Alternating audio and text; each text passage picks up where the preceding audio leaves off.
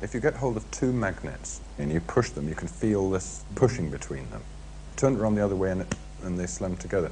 Now, what is it, the feeling between those two magnets? What do you mean, what's the feeling between the two magnets? There's something there, isn't there? I mean, the sensation is that there's something there when you push these two magnets together. Listen to my question. What is the meaning when you say that there's a feeling? Of course you feel it. Now, what do you want to know? What I want to know is what's going on between these two bits of metal. Magnets repel each other. And, well, then what does that mean, or why are they doing that, or how are they doing it? You're asking... I must say, I think that's a perfectly reasonable question. Of course it's a reason. It's an excellent question. Okay? But the problem that you're asking, you see, when you ask why something happens, how does a person answer why something happens? For example, Aunt Minnie is in a hospital. Why? Because she went out and she slipped on the ice and broke her hip. That satisfies people.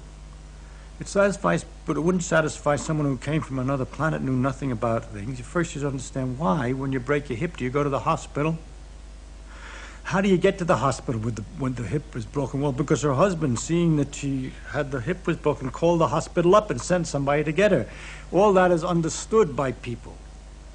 Now, when you explain a why, you have to be in some framework that you allow something to be true. Otherwise, you're perpetually asking why. Why did the husband call up the hospital? Because husband is interested in his wife's welfare. Not always. Some husbands aren't interested in their wife's welfare when they're drunk and they're angry. And so you begin to get a very interesting understanding of the world and all its complications. In order to if you try to follow anything up, you go deeper and deeper in various directions. For example, you could go, why did she slip on the ice? Well, ice is slippery. Everybody knows that, no problem. But you ask, why is ice slippery? That's kind of curious. Ice is extremely slippery. It's very interesting. You say, how does it work? So you could either say, I'm satisfied that you've answered me, ice is slippery, that explains it. Or you could go on and say, why is ice slippery? And then you're involved with something, because there aren't many things as slippery as ice. It's very hard to get. Greasy stuff, but that's sort of wet and slimy. But a solid that's so slippery, because it is in the case of ice that when you stand on it, they say, momentarily the pressure melts the ice a little bit, so you got a sort of instantaneous water surface on which you're slipping. Why on ice and not on other things? Because ice expands water expands when it freezes, so the pressure tries to undo the expansion and melts it. Is capable of melting it. But other substances contract when they're freezing, and when you push them, they're just satisfied to be solid. Why does water expand when it freezes and other substances don't expand when they freeze? All right? I'm not answering your question, but I'm telling you how difficult a why question is. You have to know what it is that you're permitted to understand and allowed to be understood and known, and what it is you're not. You'll notice in this example that the more I ask why, it gets interesting after all. That's my idea, that the deeper a thing is, the more interesting it is. And we could even go further and say, why did she fall down when she slipped? That has to do with gravity, involved in all the planets and everything else. Never mind. It goes on and on. Now, when you ask, for example, why two magnets repel, there are many different levels. It depends on whether you're a student of physics or an ordinary person who doesn't know anything or not. If you're somebody who doesn't know anything at all about it, all I can say is that there's a magnetic force that makes them repel, and that you're feeling that force. And you say, but that's very strange, because I don't feel kind of force like that in other circumstances. When you turn them the other way, they attract. There's a very analogous force, electrical force, which is the same kind of a question. And you say, that's also very weird. But you're not at all disturbed by the fact that when you put your hand on the chair, it pushes you back. But we found out by looking at it that that's the same force, as a matter of fact, the electrical force, not magnetic exactly in that case, but it's the same electrical repulsions that are involved in keeping your finger away from the chair, because everything's made out of its electrical forces in microscopic details. There's other forces involved, but this is connected to electrical forces.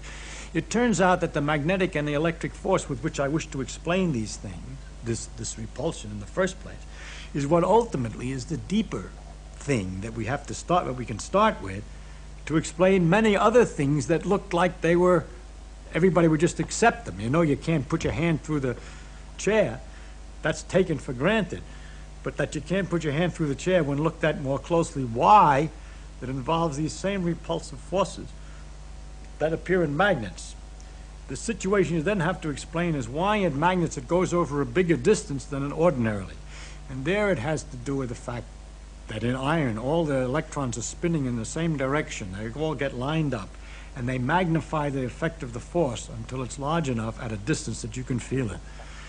But it's a force which is present all the time and very common, and is in a basic force of almost, I mean, I can go a little further back if I were more technical, but at an early level, I just have to tell you that's going to be one of the things you'll just have to take as an element in the world, the existence of magnetic repulsion, or electrical attraction, magnetic attraction. I can't explain that attraction in terms of anything else that's familiar to you. For example, if we say the magnets attract like as if they were connected by rubber bands, I would be cheating you. Because they're not connected by rubber bands, I shouldn't be in trouble. You'd soon ask me about the nature of the bands. And secondly, if you were curious enough, you'd ask me why rubber bands tend to pull back together again, and I would end up explaining that in terms of electrical forces, which are the very things that I'm trying to use the rubber bands to explain. So I have cheated very badly, you see. So I'm not going to be able to give you an answer to why magnets attract each other, except to tell you that they do, and to tell you that that's one of the elements in the world of the different kinds of forces. There are electrical forces, magnetic forces, gravitational forces, and others, and those are some of the parts. If you were a student, you'd go I could go further. I could tell you that the magnetic forces are related to the electrical forces very intimately, that our relationship between the gravity forces and electrical forces remains unknown, and so on.